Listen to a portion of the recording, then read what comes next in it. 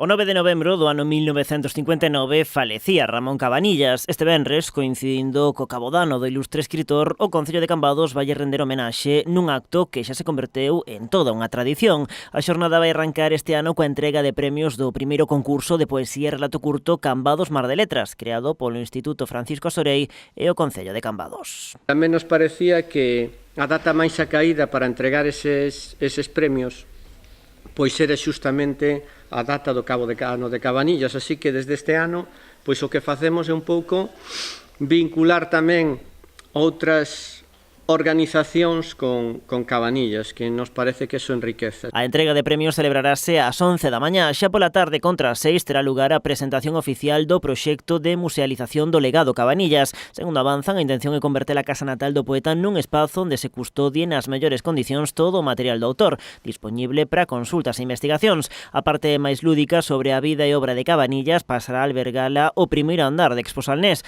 O encargado de explicar os detalles será o seu deseñador, Pepe Barro. E a verdade é que o ten moi pormenorizado e moi visual e un pouco para explicar en que vai consistir esa musealización e tamén para que a xente un pouco comprenda esa vinculación de ese novo museo co anterior museo, con esa casa natal. Posteriormente sucederánse os actos de homenaxe propiamente ditos, a ofrenda floral, lectura dos seus poemas ante a súa figura no Paseo da Calzada e un concerto a cargo do grupo Cantigas e Agarimos no Auditorio da Xuventude. E o coro heredeiro a un coro compostelán que se chamaba Queixumes dos Pinos e que, que un dos seus fundadores foi Lois Porteiro Garea.